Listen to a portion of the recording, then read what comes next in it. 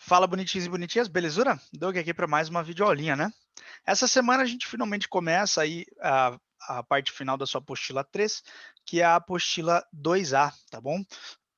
Falta apenas a gente ver a 2A e a 2B inteiras aí, e a gente finaliza finalmente a nossa apostila do terceiro bimestre, podendo ir logo mais aí para a apostila do quarto bimestre, tá bom? Então vamos começar com essa parte aí, pessoal. Ah, essa parte ela está ligada a toda a termodinâmica, tá bom?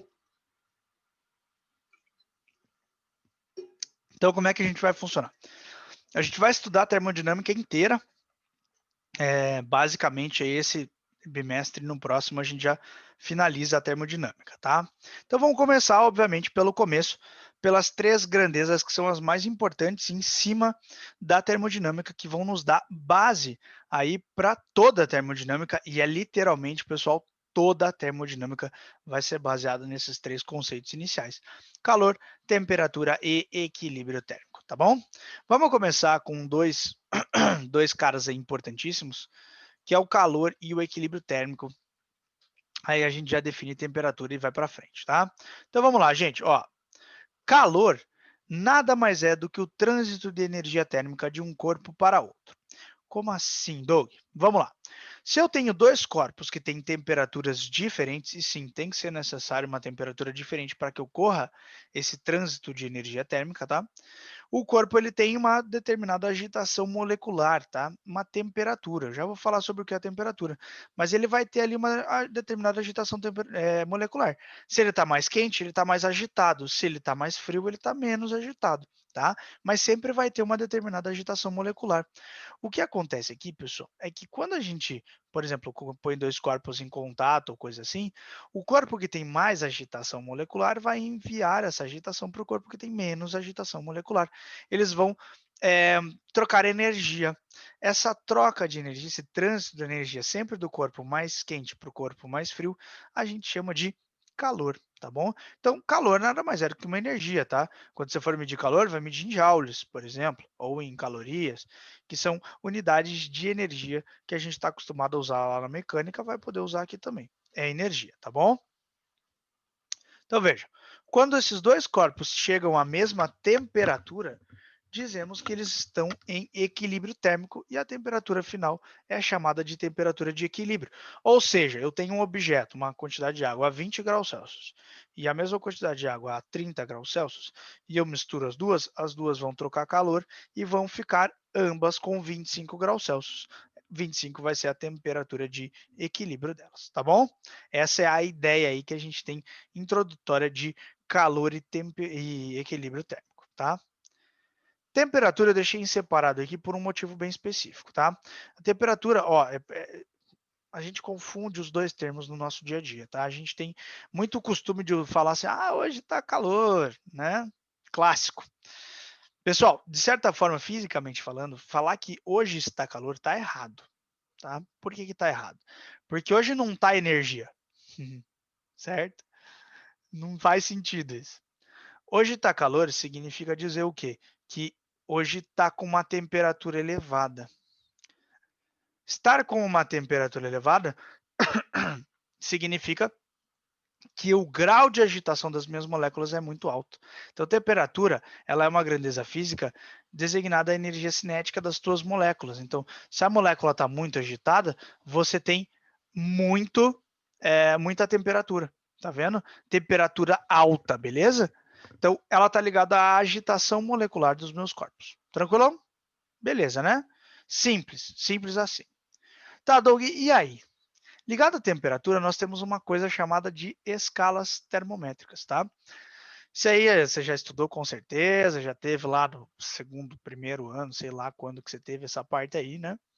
Mas o que são escalas termométricas? Pessoal, basicamente são escalas inventadas para medir a temperatura de alguma coisa, certo?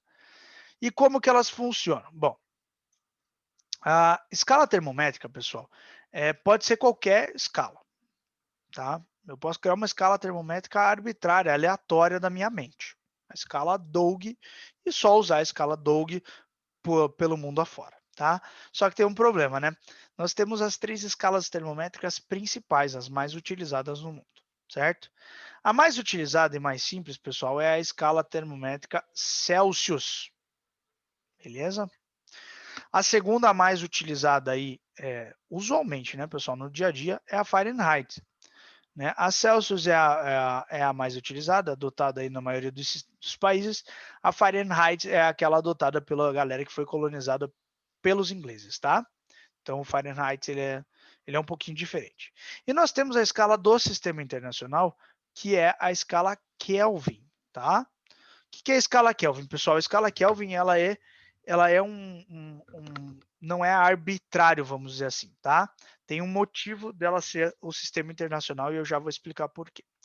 Então, como que se monta uma escala termométrica, gente? A gente pega dois valores e diz quais são esses valores na escala. Por exemplo, na escala Celsius, a gente pega a temperatura de fusão da água. A água é o parâmetro. Então, a temperatura de fusão da água na escala Celsius é zero. Isso foi colocado para nós, zero. Aqui. E a temperatura de ebulição, ou seja, a temperatura com que a água vira vapor, 100. Convenção, gente, é convenção. O Celsius foi lá e falou, é desse jeito, tá? O Fahrenheit, ele já preferiu outros dois valores, 32 e 212. Para a mesma coisa, Doug? Para a mesma coisa, tá bom? Então, o grau Celsius e o graus Fahrenheit foram valores arbitrários de fusão de gelo e ebulição da água, tá? Que eles pegaram e escolheram entre eles dois ali e montaram essas escalas termométricas, tá bom? E o Kelvin, gente? O Kelvin é bem importante. Por que, que o Kelvin é bem importante? Porque ele é uma escala sistema internacional, porque ele é uma escala geral. Como assim, pessoal? Ele é uma escala científica.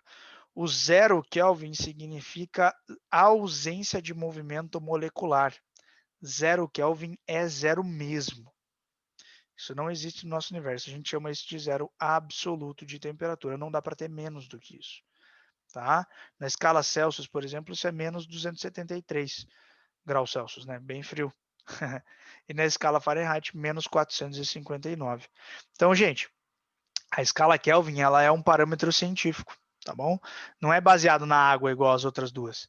Ela é baseada apenas na falta de energia térmica do sistema. Beleza? Mas tem como eu mudar de uma para outra? A gente tem, né? A gente tem como a gente fazer a mudança. Como é que a gente faz isso? Regra de 3, Doug? Não, cuidado, não pode usar a regra de 3 aqui. A gente vai usar uma proporção, pessoal. Que proporção é essa? Eu vou pegar distâncias no meu termômetro. O meu termômetro vai ser graduado em cada escala ali, né? E o que é em comum entre eles é o tamanho do termômetro. E eu vou fazer uma proporção para escalar isso. Que proporção vai ser essa? Eu vou pegar essa parte grande aqui, ó. Eu vou chamar de B. Perceba que B tem o mesmo tamanho em todos os termômetros. Tranquilo? Eu vou pegar e riscar uma temperatura qualquer aqui, gente. Tá? Ó. Eu vou riscar uma temperatura qualquer aqui em amarelo. Eu vou chamar aqui de K, aqui de C e aqui de F. Beleza? Kelvin, Celsius e Fahrenheit. É uma temperatura qualquer que eu estou chutando. Depois você só vai substituir pelo valor. E eu vou fazer o que, gente? Eu vou pegar e chamar essa altura aqui, ó, de A. Perceba que A e B são iguais para todos os termômetros. Concorda comigo?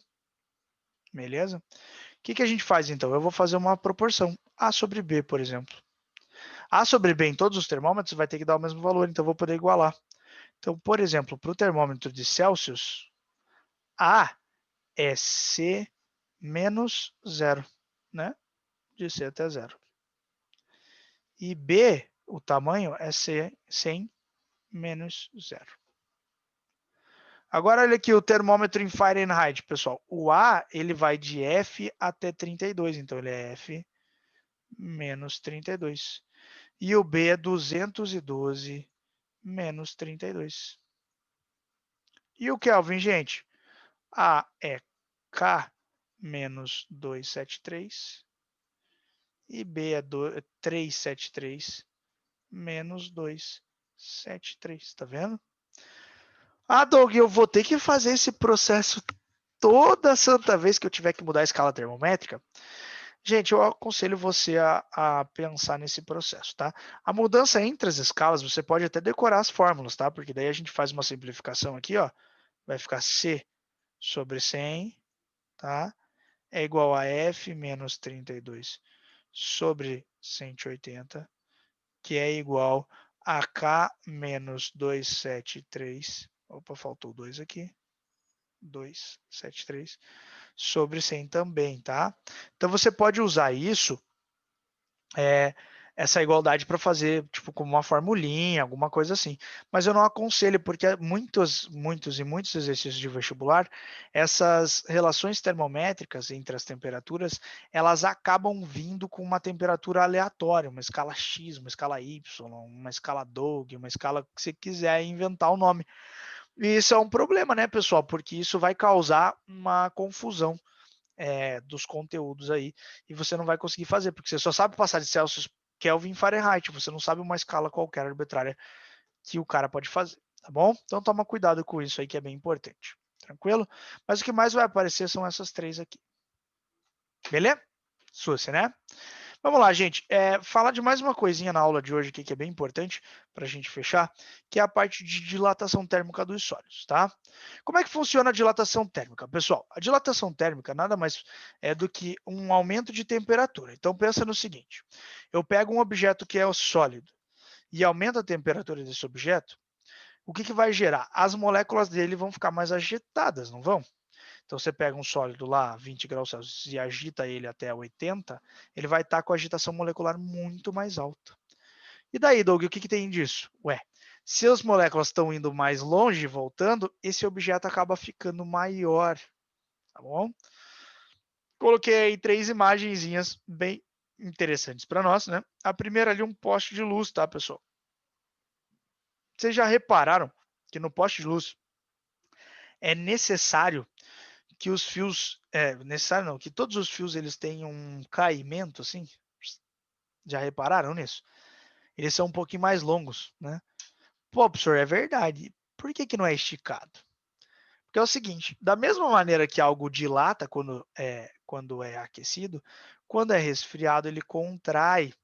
Então, se esse fio fosse super esticado, a hora que esfriasse muito, ele ia contrair mais, ele ia ficar menor. E esse fio poderia arrebentar. Tá vendo? Louco, né? Ali embaixo no trilho de trem, pessoal, todo mundo já viu um trilho de trem, né? Eu acho. Espero. Esses trilhos de trem, entre os trilhos, tá? Entre uma barra e outra de trilho, tem um espaçamento, pessoal. Tá? Esse espaçamento é o espaçamento de segurança. Como assim, Doug? É o seguinte, você tem uma barra da frente da outra. Se você não tem esse espaçamento de segurança, a hora que elas dilatarem, elas vão fazer isso aqui, ó. Elas vão se empurrar. Isso aqui pode causar acidentes gravíssimos, como descarrilhamento de trens. Porque o trem, quando ele passa aqui, é uma lombadinha, né? Ele faz tum, sai do trilho e rebenta, né? E outro exemplo que eu coloquei ali, a ponte de Florianópolis, pessoal. Por que a ponte de Florianópolis está ali? A ponte de Florianópolis está ali, pessoal, por um simples motivo que é as placas que montam essa ponte. Essa ponte não é uma coisa única, elas são várias placas que são encaixadas uma na outra.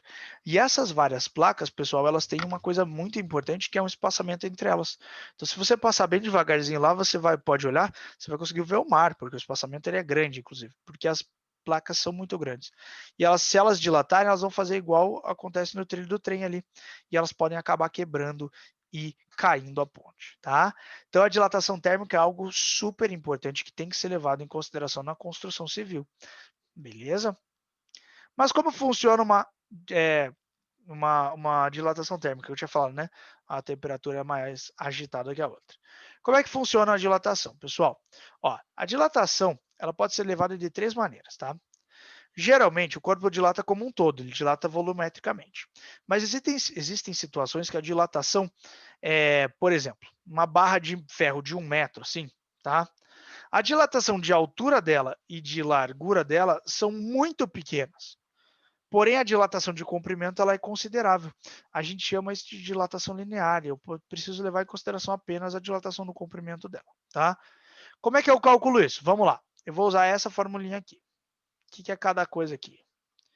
ΔL, pessoal, é a própria dilatação. Beleza? É a própria dilatação.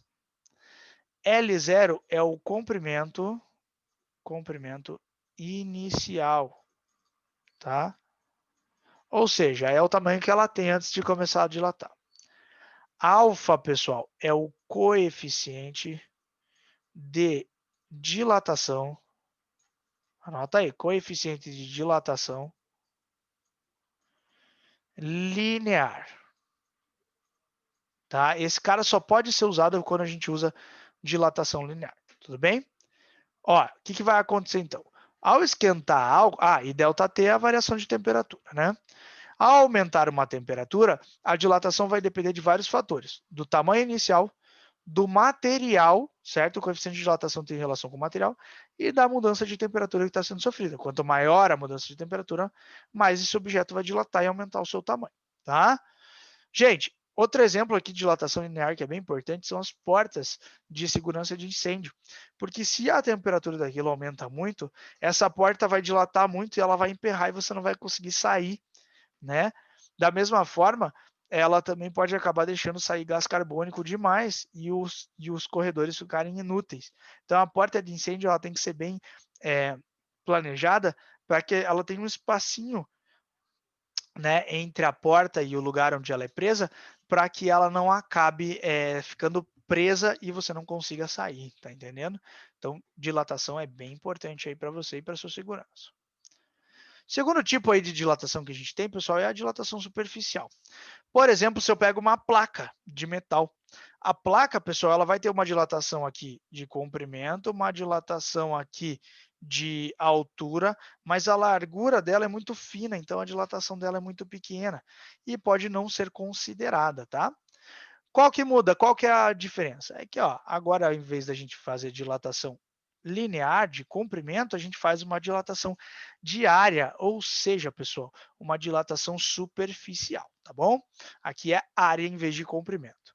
A área inicial, você veja que a equação é igual, variação da área é igual à área inicial, só que agora, pessoal, a gente tem o coeficiente de dilatação aqui, ó, coeficiente de dilatação superficial. O que quer dizer isso, professor? Superficial. Que agora a gente está falando de área, né, gente? Isso muda, tá? Tem uma relação, pessoal. Ó, o beta, que é o superficial, ele sempre vai ser 2 vezes o alfa que a gente achou anteriormente. Então, o alfa é o linear lá do ferro. Se eu quero achar o beta do ferro, eu só multiplico por 2, tá bom? No caso do furo, pessoal, isso é uma pergunta bem interessante, porque tem muita gente que acha que se eu dilatar um objeto que tem um furo no meio, o furo vai diminuir. E ao contrário, tá, pessoal? O furo aumenta. Fica esperto com isso. Então, se tem um furo, eu estou com uma placa de metal lá, com um buraco no meio, e eu aqueço essa placa de metal, o buraco aumenta também, tá? A placa como um todo aumenta e por isso o buraco aumenta também, beleza? Pensa que a agitação das moléculas vai aumentar, então a distância entre elas vai aumentar também, certo? Então o buraco tem que aumentar e não diminuir, tudo bem? O último tipo de dilatação, pessoal, é a dilatação volumétrica, que segue o mesmo princípio. Agora eu tenho um objeto que tem que ser levado em consideração a dilatação de todas as dimensões dele, né? Não é só uma dimensão, não são só duas, tem que ser levado em consideração as 3 dimensões. Doug, como é que eu faço a dilatação volumétrica então? Ué, bem simples. ΔV é V0 gama ΔT de novo. Mesma ideia, mesma equação praticamente, com a diferença que a gente tem aqui o coeficiente de dilatação volumétrico. Doug, e daí? E daí que o gama é 3 vezes o alfa, tá? Então, o beta é 2 vezes, o gama é 3 vezes o alfa. Beleza? Então, assim, falou de dilatação de sólidos, pessoal, os exercícios são bem simples, eles não têm muito segredo aí com relação a isso, tá? É bem fácil, é mais aplicação de equação mesmo. Só lembra da equação e presta atenção nas unidades. Como assim nas unidades, Doug? Por exemplo, o volumétrico. Se eu tenho lá, o volume inicial do meu objeto é 1 metro cúbico, isso significa o quê? Que o ΔV tem que sair em metro cúbico, tá entendendo? Então, você vai usar o gama, o ΔT, e se você tinha o V0 em metro cúbico, o ΔV vai ser em metro cúbico. Se ele estava em litros, o ΔV vai ser em litros. E assim por diante, tá bom? Segue esse respeito dessa unidade. Não pode usar centímetro cúbico aqui e metro cúbico lá. Tem que usar a mesma unidade de volume, de área e de comprimento dos dois lados, tá bom? Para fechar aqui, rapaziada, as lâminas bimetálicas. O que são lâminas bimetálicas? É uma maneira da gente aplicar a dilatação térmica, tá, dos sólidos para algumas situações bem específicas. Então eu pego um material, uma lâmina que é feita de dois materiais, tá? E aí, um desses dois materiais vai ter um alfa diferente do outro. Por que o alfa, pessoal? Veja, elas iniciam com o mesmo tamanho, então o L0 das lâminas é o mesmo. Quando eu variar a temperatura, elas vão atingir equilíbrio térmico, então elas vão ter a mesma variação de temperatura. O que muda entre elas é o material com que elas são feitas. Lembra? A variação de comprimento lá, ΔL, L0, alfa, ΔT. O que vai fazer uma variar mais do que a outra? O alfa. A que tiver alfa maior vai dilatar mais do que a que tem alfa menor. Olha só que doideira, né? Por isso acontecer, pessoal, o que tem alfa maior vai se dobrar em cima do que tem alfa menor. Então, por exemplo, o alfa A é maior que o alfa B, o objeto alfa A está em cima do B, ele vai acabar dobrando ao dilatar, fazendo com que o B vá para baixo, tá? Se ele contrair, vai acontecer o contrário, ó. Beleza? Tá vendo? Tranquilo? Então essa é a ideia. Para que eu uso isso, Doug? Circuitos elétricos, tá? Tem muito disjuntor que é feito dessa maneira, pessoal. A corrente elétrica que passa lá, ela tem uma determinada temperatura máxima, né, para ocorrer ali, né? E esse valor de temperatura está ligado diretamente ao valor de corrente elétrica que pode passar. Ah, então até essa corrente é segura, passou disso não é mais, né? Como é que eu vou resolver isso, Doug? Bom, simples. O coeficiente de dilatação da placa de baixo aqui, ó, da placa vermelhinha, ela é maior do que daquela placa meio prata de cima. Quando passa uma certa corrente elétrica aqui, esses objetos vão esquentando e vão dilatando. A placa de baixo dilata mais que a de cima. Portanto, ela dobra a de cima e desliga o circuito, fazendo você ter mais segurança no seu circuito elétrico. Entendeu? Essa é a ideia aí. Essa é a base, por exemplo, de um disjuntor. Fechou? Pessoal, então tá aí. Bastante conteúdinho essa semana para nós, né? Bastante coisinha para a gente finalizar logo a sua apostila 2A e 2B, tá bom? E é isso aí. Qualquer coisa estou à disposição. Daqui a pouco exercíciozinho. Um abraço para todos aí e falou!